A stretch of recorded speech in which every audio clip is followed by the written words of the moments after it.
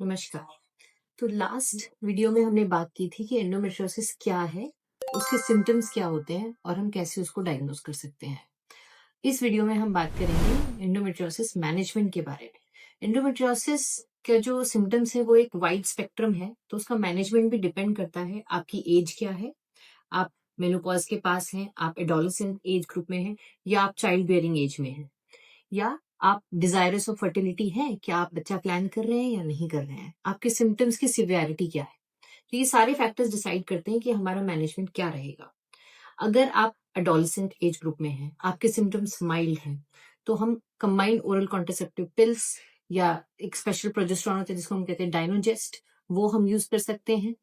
और उसके साथ साथ हम बीच बीच में एडबैक थेरेपी, एगोनिस्ट के साथ एक इंजेक्शन आता है, उसके साथ हम ईस्ट्रोजन प्रोजेस्टेरॉन की एडबैक थेरेपी भी दे सकते हैं, यानी कि मेडिकल मैनेजमेंट से हम मैनेज कर सकते हैं। यदि सिस्ट बड़ी है, सिम्टम्स सिवियर है, तो हमें सर्जिकल मैनेजमेंट पर जाना पड़ता है। कोई भी 6 सेंटीमीटर 5 सेंटीमीटर की सिस्ट है, 8 सेंटीमीटर की सिस्ट है, तो उसको हमें लैप्रोस्कोपिकली उसको निकालना पड़ता है। और कोशिश ये करनी है कि जो सर्जरी हो वो डेफिनेटिव हो, एक ही बार में हम मैक्सिमम हम एंडोमेट्रियोटिक क्लियरेंस कर पाए, then will be able to do justice with the patient.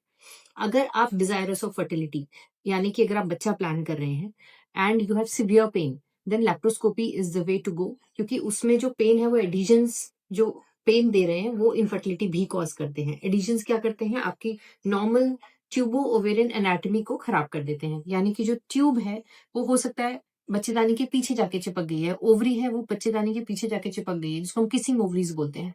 तो ऐसे में जब इनका रिलेशनशिप नॉर्मल नहीं रहेगा, तो जब एग रिलीज होगा तो ट्यूब में not be able to pick it up, और ट्यूब पेटेंट हो सकता है या नहीं है, depending on what are the findings of the laparoscopy, we may resort to ART, या फिर हम उनको नेचुरल या आईयूआई द्वारा भी प्रेगनेंसी दे सकते हैं। तो अगर आप बच्चा प्लान कर रहे हैं, laparoscopy is preferable and we try to give maximum clearance in one go.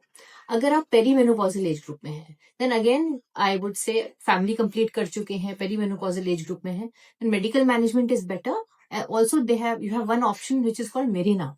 So Mirena क्या करता है, मेडिकल मेनोपॉज करता है।